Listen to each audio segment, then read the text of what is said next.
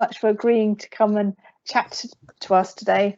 And I'll let you introduce yourself and your topic and how you're going to cover it. Thank you very much, Paula. Thank you, Kate. Can you move to the next slide if that's okay? Thank you very much. Thank you for inviting us here to speak as well. So my name's Paula Edwards. I'm a qualified mental health therapist, and I specialise in dialectical behaviour therapy and in working with those most at risk of suicide and risky behaviour. And I'm also a systemic family practitioner as well. So I believe in treating the entire family unit and everyone working together to move forward. So I also sit on the APPG group on suicide prevention, and I've worked with women veterans now for 4 years. So we've started the service, which is Salute Her, from scratch. So it's been a really interesting period of time, an exciting period of time, and one full of sadness as well. I'm listening to so many women talk about their experiences, and for a lot of the women that access Salute Her, that experience hasn't been great. So when I first did this presentation, which I think was about 19 months ago, we had 700 women who were registered with the service, and we now have over 2,000 women registered. So it's a huge number of women who are desperately trying to access support. And as a service, we look at the entire family, looking at body, mind and soul. So we treat physical health, mental health, psychological and spiritual health as well. Next slide, please. So I guess the aims of No Man's Land was to understand the military world through a woman veteran's eyes, really, to understand what their experience was, to help us shape a service that was needs-led and trauma-informed for them, one that they really wanted. And we also wanted to work with partners and help them develop their knowledge of women veterans and what the needs were. So when I first started with Forward Assist, and I did a mapping exercise to look at what research was actually out there to help, I guess, build my knowledge, I guess I came to terms really quickly with understanding that there was no research out there. There was very little research that was based in the United Kingdom. There was a lot of research in other countries, and we seemed about 20 years behind. So it was really important for us to do this bit of research so that we could understand what we needed to do as a service. Next slide, please. So what we wanted to do was include the women in the research. We wanted them to be partners. We wanted them to have input and to be researchers, because we wanted them to feel like they had contributed and actually they owned the research. So we partnered with Baseline Research Limited, which is a research company, and we recruited 10 women veterans. And the 10 women that we recruited to be peer researchers had been in the military for a substantial period of time, and we're doing really well with the mental health. So they were quite stable, because we're very aware that we didn't want to trigger their mental health. We didn't want to make things worse for them. So we trained the women over a 6-week period, and we trained them in research techniques, ethics, how to ask open questions, confidentiality, safeguarding, and what to do if somebody was really struggling throughout the interview process. The women developed a set of questions to facilitate the interviews, and the questions spanned an entire life's journey for a woman veteran. So we looked at before military service, during military service and after. We didn't want to just focus on one bit of a person's life, and we adopted a snowball sampling technique. And for those who don't know what that is, it's where each one of the interviewers picked 10 women within their peer networks that they knew. So they all interviewed 10 women each.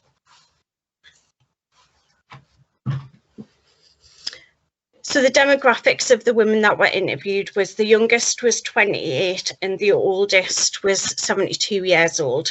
64% of the women interviewed had served at least 5 years. 42% were married at the time of the interview, and we'll have other statistics which I can send out to people about divorce rates and other issues revolving around relationships. 37% of the women had children at school, and a lot of the women also talked about struggling with being a parent, with positive parenting, not knowing where to go to get help, and just really needing that extra little bit of support. And 66% of the women were employment at the time of the interview, and that was also split into how long somebody was in employment for. So some of the women were in employment for a long period of time but had lots of sickness breaks. Some of the women really struggled to stay in one job, as they struggled with a lot of the office dynamics, so they changed jobs frequently. So the research is split into smaller categories of issues as well. So 82 of the women were from the Army, 7 were from the Navy, and 11 from the RAF. And we had a cross-section of ranks as well. Next slide, Kate, please.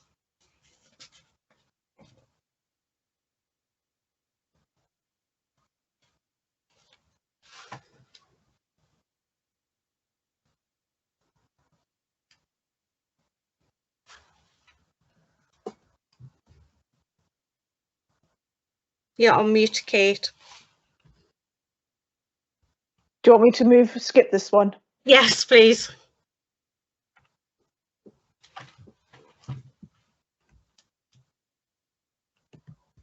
And this one? It's not moving on mine, Kate. It's just stuck on the one slide. Can anyone else tell me which slide that I've got? I've moved on to the 26% alleged with physical assault. No, on my screen, Kate, it's still stuck on Navy, RAF and Army.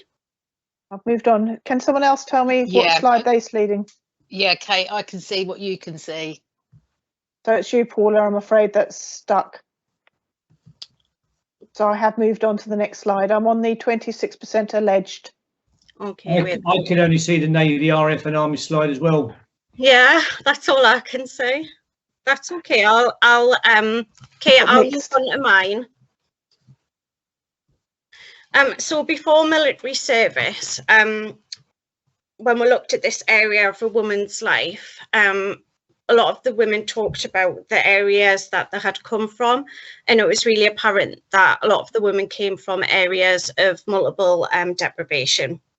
And over half of the women that we talked to joined the military to escape abusive home lives. A lot of the women talked about childhood sexual abuse and physical abuse. 20% of the women veterans that were interviewed report that they were in the care of the local authority, either under child in need categories, child protection categories, or they were in the care of the local authority, and they were in residential care or fostering.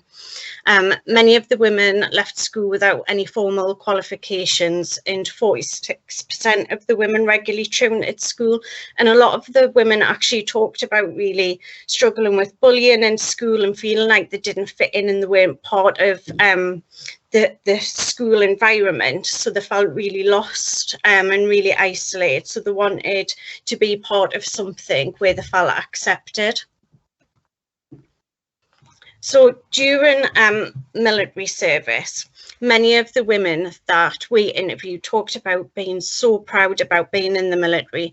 They were proud to serve the country, and they had a really good, distinguished military career. A lot of them have got friends for life, and they have really fond memories of being in the military, and they're really proud of it. However, a lot of them felt like they weren't accepted in a predominantly male environment, and they felt like they were outsiders.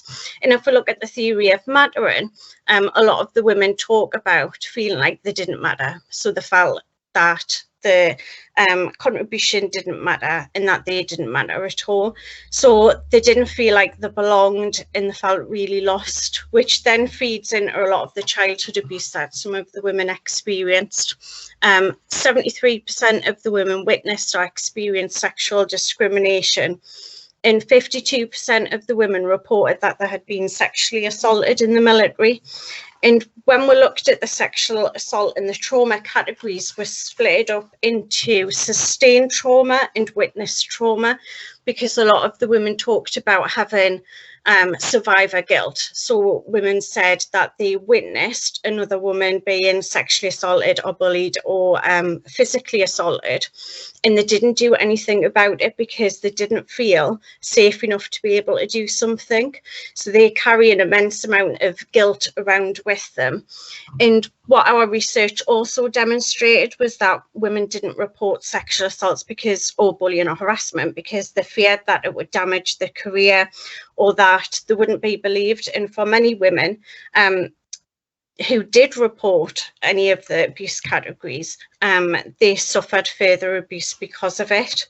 And when we're looking at military sexual trauma, that was split into different categories as well. So a lot of the women talked about gang rape, multiple sexual assaults.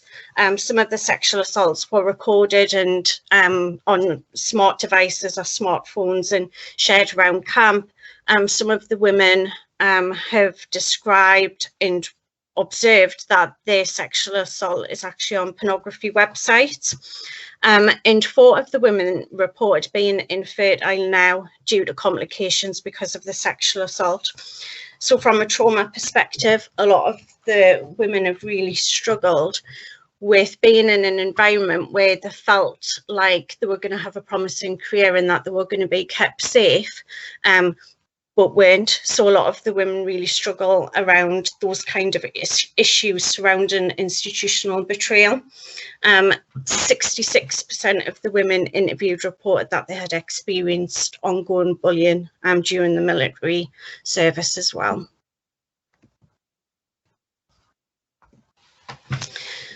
So 26% of the women talked about being physically assaulted by other women who they served with and men, but it was predominantly other women that they were physically assaulted off. And over half of them had suffered emotional trauma. When we talked to the women about the trauma they had sustained, we talked about safeguarding procedures and what procedures were in place and what options were there to help them and to report issues that they were experiencing. And a lot of the women talked about policies and procedures being in place, but them not knowing where those policies and procedures were or where those policies and procedures were kept or how to access them. They were aware of who to report an incident to, but they felt they weren't in a safe enough place to report the incident because a lot of the women who did report it said that evidence went missing, that chain of command prevented investigations. So they felt like, I guess, the abuse wasn't recognised and that there was just no ability for them to be able to keep themselves safe. And only 11 of the interviewees said that they did know where those procedures were and what to do and had a successful experience of that. And 85% of those interviewed described being treated differently to the male counterparts.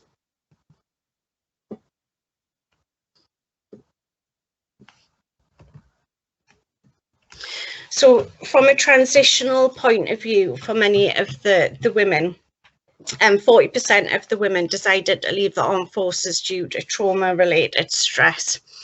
A lot of the women discussed, I guess, feeling like there was notable areas where they were forgotten about in the transition and that their challenges were completely unique. So they felt like they become actually more invisible when they left service because they don't identify as a veteran. And because they don't identify as a veteran, they don't feel like they have a place in any of the military organisations. So a lot of them really struggle with coming forward and asking for help, and we really need to understand that at a deeper level. Military service is also quite male dominated, so a lot of the women talked about feeling like they were defeminized. Women felt like it was really a country experience to cultural norms in the civilian community. So when they come out of the military, a lot of the women talked about feeling like they didn't fit in with civilian women, and that they faced unexpected challenges associated with this, and they really struggled with that psychological transformation. And there was over half of the women who talked about really struggling to access military organisations because they felt like they were being re-traumatised.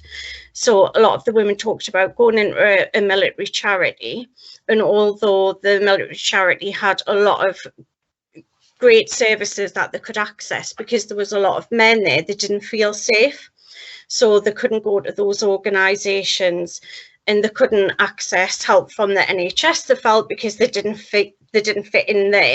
So a lot of the women just isolated themselves and didn't get help from anywhere. So they really, really struggled with coming to terms with the military career not being great for them, the childhood not being great, and then coming into the civilian world and just feeling like they didn't fit in there either. So it's multiple and complex issues that women face.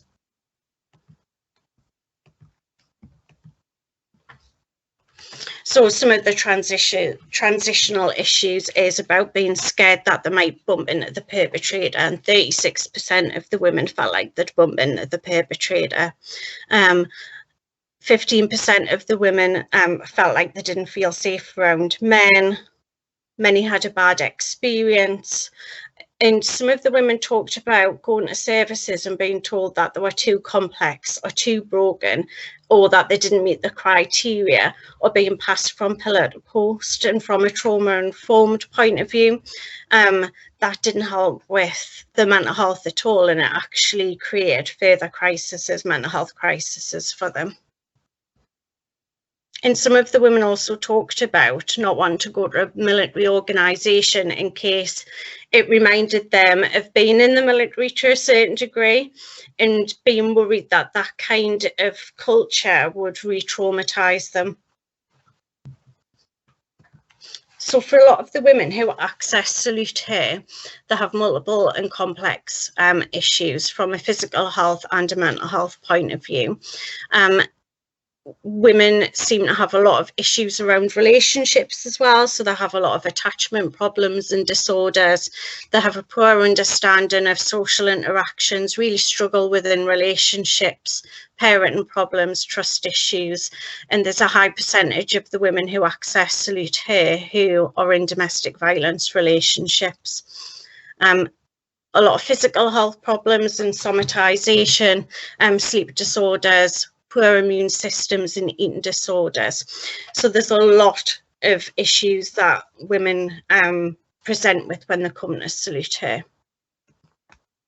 So some of the services that Salute Here provide are one-to-one trauma-informed therapy, dialectical behaviour therapy. So in America, dialectical behaviour therapy is provided to those who suffer from PTSD and to veterans, whereas in this country it's predominantly provided to those who have a diagnosis of a personality disorder. And we provide family and carer support, physical health stuff, so Pilates and yoga. We don't refer on other organisations, so we try to bring all of the experts to the woman, because when we seem to refer women on other organisations, they get lost in the referral process.